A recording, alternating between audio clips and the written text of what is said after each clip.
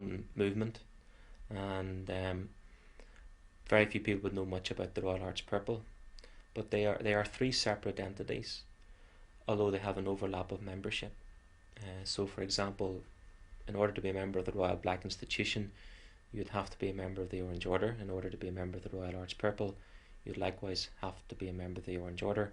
Although I understand that there is some thought within the Royal Black Institution at the moment as to say that perhaps we should break the link and that these two should be totally separate. For me, I'm a member of all three, and I see the three working together to promote and to defend the Protestant religion. There are three organisations. There's the Orange Order, there's the Royal Arch Purple, and there's the Royal Black Institution. The Orange Order's got two very simple degrees called the Orange and the Purple degree, and one goes through these two degrees. Essentially, the Orange Order, its purpose and its ostensible purpose and function is to commemorate the memory of William III. When one goes into the Arch Purple, the emphasis becomes much more religious in a narrow sense. The story of the Royal Arch Purple, the story that's used in the Royal Arch Purple ritual is based on the Exodus story. And then he may be invited to join a Black Preceptory, which is technically a different organisation again. And there are 11 degrees in the Royal Black Institution, and there are Bible stories, for example, like the story of Daniel, the story of David and Goliath. The highest degree is the Red Cross degree, which is concerned with the narrative of the crucifixion. The degrees are exuberant. They are very macho, very masculine.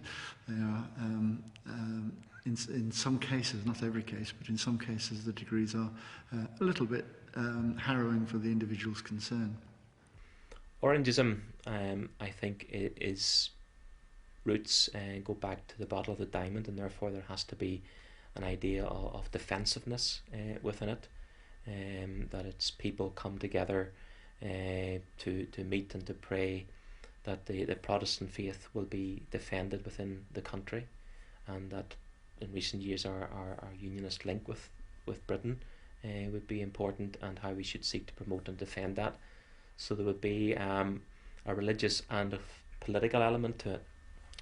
The Royal Black Institution I would see as having less of a political side to it, and it would be there through its degrees to teach people the fundamentals of the Christian faith.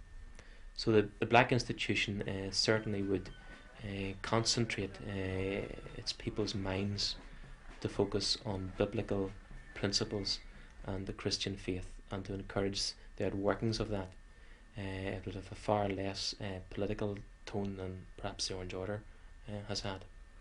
The Black is more of an emphasis on the Protestant religion as opposed to the Orange. Well, the Orange is religious as well, but it's got a political aspect of it as well.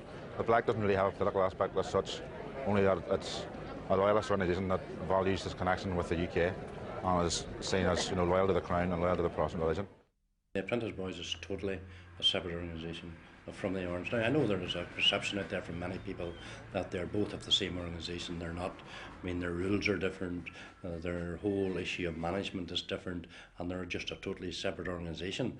Although, at the end of the day, there is that dual membership of both the Orange and the Apprentice Boys, but are seen certainly very much as a separate organisation and do their own thing very much. So certainly the siege here for Protestants means a lot, and it means very much their freedom being fought in 1688 and 1690, and that's how Protestants now certainly see the siege.